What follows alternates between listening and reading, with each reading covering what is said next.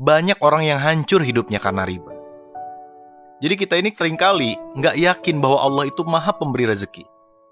Dan inilah penyebab utama mengapa manusia terlibat dengan riba. Alasannya biasanya sederhana aja.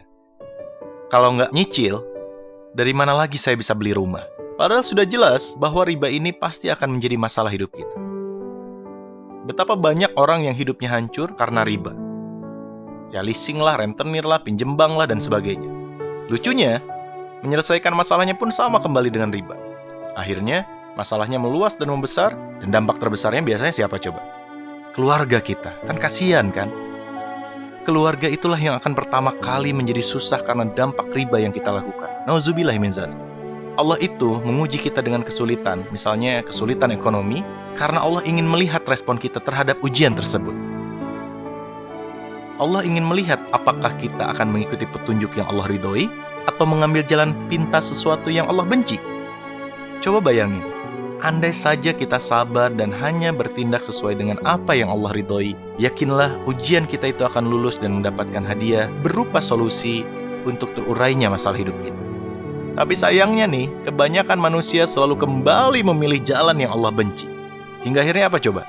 Hidupnya semakin susah di dunia, dan semua itu belum ada apa-apanya dibandingkan ancaman Allah kelak di akhirat. Padahal, Allah pasti memberi solusi dan jalan keluar dari masalah hidup kita. Yakinlah, itu janjinya. Sungguh, sahabatku semuanya, Allah melaknat para pelaku riba beserta saksi-saksinya, atau mereka yang memahami dan mengetahui transaksi riba.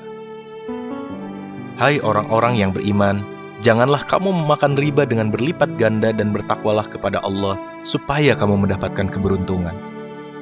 Hai orang-orang yang beriman, bertakwalah kepada Allah dan tinggalkanlah sisa-sisa dari berbagai jenis riba, jika kamu adalah orang-orang yang beriman. Maka jika kamu mengerjakan riba, ketahuilah bahwa Allah dan Rasul-Nya akan memerangimu. Dan jika kamu bertobat, maka bagimu pokok hartamu.